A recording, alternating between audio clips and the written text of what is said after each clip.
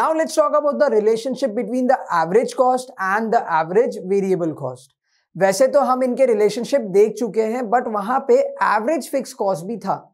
यहां पे हम प्योरली बात करने वाले हैं about the average total cost and the average variable cost. ठीक है, सबसे पहले मुझे ये बताओ कि दोनों कॉस्ट अपवर्ड स्लोपिंग होते हैं. हमें ये पता है कि पहले थोड़ा सा डिक्लाइन करेंगे फिर दोनों ऊपर जाएंगे. हमने वो देखा था. सी एवरेज कॉस्ट यहां से शुरू होता है, थोड़ा सा डिक्लाइन करता है और फिर ऊपर जाता है. एवरेज वेरिएबल कॉस्ट भी सेम, थोड़ा सा डिक्लाइन करेगा फिर वापस ऊपर जाएगा. एक चीज जो मैंने आपको बार बार बताई है वो ये है कि इन लोग का जो डिफरेंस है, that is average cost curve और एवरेज वेरिएबल कॉस्ट कर्व का जो डिफरेंस है वो with the output will keep on decreasing.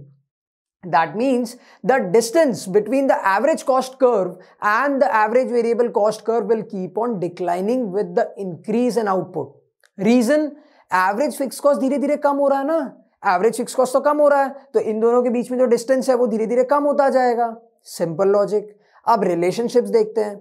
उसके पहले एक और पॉइंट है जो आपको याद रखने की जरूरत है, एंड दैट इज भले ही इनका डिस्टेंस कितना भी कम हो जाए but they will never ever intersect each other. ये पॉइंट आपको याद रखना है.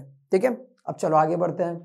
Average cost is greater than the average variable cost by the amount of AFC. मैंने आपको बताया था एवरेज कॉस्ट और एवरेज वेरिएबल कॉस्ट में डिस्टेंस किसके कारण है? एवरेज फिक्स कॉस्ट के कारण. और ये पॉइंट हमें क्या बोल रहा है? ये पॉइंट हमें बता रहा है कि एवरेज कॉस्ट हमेशा ज्यादा होगा as compare to average variable cost. Reason? Because उसमें एवरेज फिक्स कॉस्ट भी इंक्लूडेड है. एवरेज टोटल कॉस्ट का फॉर्मूला क्या था? Average variable cost plus average fixed cost, यानी उसमें एवरेज वेरिएबल कॉस्ट तो इंक्लूडेड है, साथ में उसमें एवरेज फिक्स कॉस्ट भी है.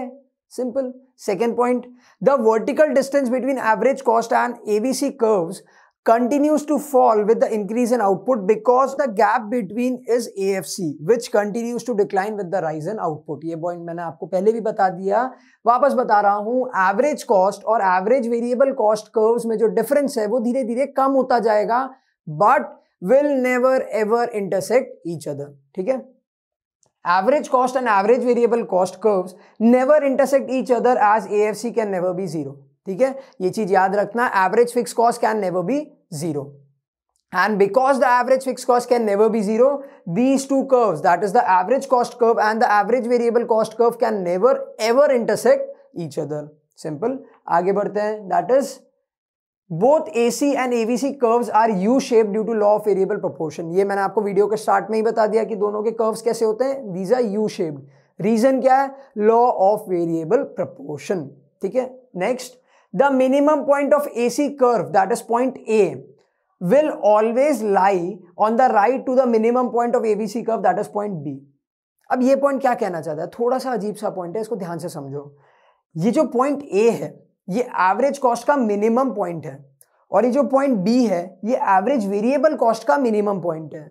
मैंने आपको पहले भी बताया था कि एवरेज वेरिएबल कॉस्ट का मिनिमम पॉइंट जल्दी आ जाएगा as compare to the average cost. वापस सुनो, एवरेज वेरिएबल कॉस्ट का जो मिनिमम पॉइंट होगा वो पहले आ जाएगा as compare to the minimum point of average cost. Reason क्या है? बिकॉज यहां पे एवरेज वेरिएबल कॉस्ट तो गिर रहा था, साथ साथ में एवरेज फिक्स कॉस्ट भी डिक्लाइन हो रहा था. दैट मीन्स एवरेज कॉस्ट अभी भी डिक्लाइन करेगा. ठीक है, तो एवरेज कॉस्ट का जो मिनिमम पॉइंट है वो बाद में आता है as compare to the minimum point of average variable cost. ये चीज ध्यान रखना, एवरेज कॉस्ट का जो मिनिमम पॉइंट होता है वो बाद में आता है as compare to the minimum point of average variable cost. Simple. I think 5-6 points होगा and these points are more than enough. तो इस वीडियो में हमने बात करी about the relationship of average cost and average variable cost. Now let's move on to the last topic of the chapter and that is the relationship between total cost and marginal cost.